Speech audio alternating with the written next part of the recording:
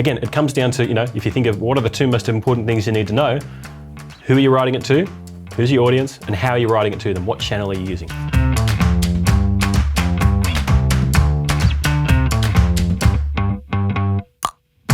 All right, welcome to this video on communications for your church plan. Madeline's changed a little bit. We now have Gus Macau with us. He is the head of innovations department within Reach Australia. He's eminently qualified to talk about what we're going to be talking about today. The question we're going to be grappling with in this video is this: how do I communicate with my partners, prayer, planting, financial partners, about what's going on and engage those as well who I'm trying to reach, I'm planting this church for, using communication tools, whether it's social media, email, whatever else we might come up with. That's the question we're trying to grapple with. Gus, talk to us about what are the key things that you want to get going when you're thinking about communications? Yeah, I think first of all, whenever you think about communications, you want to know who you're talking to and how you're talking to them. So first up, who am I talking to? Actually know who you're writing to. If you're writing an email, who's that going to be sent to? Is it going to be a 90-year-old male that's going to open it up, struggle with his mouse computer and kind of see it? Or is it going to be a social media post that goes out to someone that's in a youth group?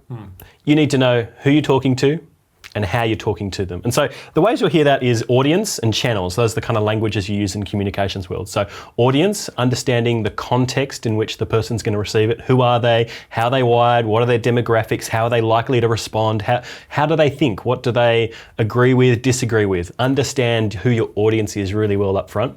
But you also want to know, how are you writing to them? What's the channel? What's the medium you're using? So like you mentioned before, you might use an email, you might use social media. Those have very different ways in which you're going to communicate. You might write a flyer that gets dropped into a post box for somebody. For all of those things, you want to think about how you actually write in a way that both the audience will receive it, but also how they then take it. If they're getting a social media post that is 800 words long, that doesn't work. People don't read 800 word social media posts. They'll read short snippy ones or ones with like a video in there. Similar for an email, they're more likely to read longer content because that's what engages them. You draw them in with a story and help them understand it. Email's a much better space to be able to do your kind of longer format communications. And so again, it comes down to, if you think of what are the two most important things you need to know, who are you writing it to, who's your audience, and how are you writing it to them? What channel are you using? I'm hearing you talk about multiple channels though as well. And so you're saying decide if you've got an email or you've got social, you actually need to think deliberately into both of those spaces. Who's the audience for this channel that you're using? So how is it then tell us, what are the channels? We've spoken of social media, there's email, there's this things called the Tok, is that right? The Tok, that's it, yeah. That's fantastic. I haven't heard that one before. Particularly if you're thinking from a church planning perspective, you want to really think through about awareness to start off with, right? So think about what's going to generate the most awareness for you as a church planter in helping people know that you actually exist in the world. And so when you think communications, don't just think emails, think maps. Yeah. Are you on all your local mapping services? Think about search. If people Google for church in my local area, do you show up? You need to think about SEO, search engine optimization. That's when your website actually shows the content that it needs to, and that search engines pick that up. But also SEM, marketing. You can run Google ads to be able to help people know that you exist. We're a new church in a new area. Come find out about us. You also, speaking of websites, it's really important that you have a website up. People search, they want to know what you're in for. At the same time, you want to think through your social media channels. So you do want to have at least an Instagram, I'd say, for churches these days. You want to have at least a Facebook. People want to see authentic images. They want to see who are the people I'm going to meet? What's it look like? Help me understand what the space is before I set foot inside this scary new church that's just launched around the corner. Put yourself in their shoes. That's probably the most important thing you can do as you start to think about how you communicate. Put yourself in the shoes of the audience member you're talking to. If they're receiving a social media post, what are they likely to do when they see it? What will they most likely respond? How will they think about what would convince them to set foot inside of church for the first time? And the majority of them won't want to come and set foot in church the first time that they see something. They want to come and explore it. They want to check you out online. They want to peel behind the blinds, have a good look, understand what is this place before I go set foot in it. Now, The challenge for church planting is there's limited resources. Every church has limited resources, but church plants are trying to do a whole bunch of things in a very short space of time with a small group of people. You've mentioned a couple of things within there, like a whole bunch of stuff that is good and right and proper. How do you, though, set this stuff up so that the church planter isn't the one doing it all and that it actually happens in a helpful way? Yeah, so naturally as a church planter, do a few things well, right? And so think about how you raise up people, like you've already said, to be able to support you in that. But if you are, so let's start at the bare bones. If you're in this alone, the most important thing you can do is make yourself findable on maps. It'll take you about half an hour. Do that on Google Maps, do that on Apple Maps. Make sure, even Bing Maps, just throw yourself in there, all of them. Just sign up for them all. Bing, it still isn't Bing. All Make sure you're there, present. Make sure you have a single page website. You can create one in an hour these days. Use Wix, use Squarespace, use whatever it takes just to get some type of presence and a URL created. Set up an Instagram account, set up a Facebook account, maybe create an email. For all of those things, you're looking at less than half a day to at least get some type of presence up there and done. Now, once you've done that, you've kind of secured the URLs you want, the names you want, etc. Raise up a team. Start to think about who is on our launch team. It's really easy to kind of cast communications off and think, oh no, that's not mission important at this point.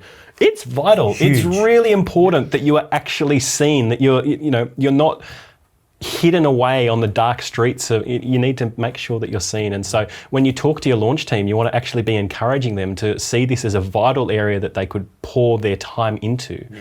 And also help them realize it isn't as daunting as it sounds. People can happily go and create things. You can go and write things. People are good at communicating because we do it all the time. It's just about taking the time to put yourself in the shoes of the person that's receiving the communication and doing it clearly and cleanly in a way that helps them. This is the entire reason that we've set up the Innovations Department in Reach Australia to help churches do exactly this, because it is key, and we recognise there will always be resources within churches that can do this and drive it. But for some churches, they need some help getting started on that journey. And so Gus heads up the Innovations Department, which helps churches do exactly this in order to communicate well and reach the people we're trying to reach. Can I just ask one last question? And you know that this is a bugbear of mine as a hobby horse, because we have this conversation a few times. How do you do this well? Particularly, I suppose I'm thinking social media here. Well, how do you do it well so it doesn't become narcissistic, so it doesn't become about me? I can talk about Jesus, but it actually is about me. How do you think through the communication in that so it actually does drive people back towards the gospel? I think you want to tell stories. If you tell stories that point people to Jesus, that show people that it isn't about how great I am as a preacher, check your heart, right? Your motive's right at the door before you start posting on social media, like you've already said.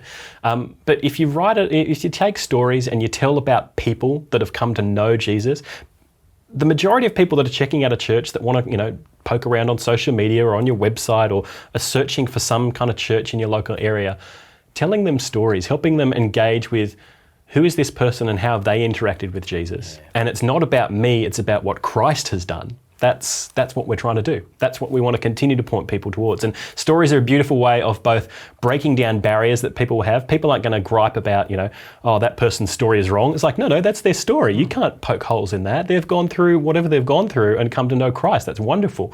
Continue to do that. Continue to tell stories of what it looks like for your launch team to engage, for them to feel like they're a part of, being able to reach a particular area with the gospel. There's, particularly as a church plant, you have no shortage of stories to be able to tell, as long as you continue to point them not to yourself and not to how great that particular person is, but point them towards Jesus. Absolutely. That's great. And it does a number of things in there. One is it keeps reminding people of the biblical vision that you have. This is what we're about, seeing lives changed. What it also does is it builds mission heat within that. This is what we're doing this for. This is how God is working. And that's the kind of thing which people partner with you in a whole number of ways for to see lives change. Gus, thanks very much. No worries.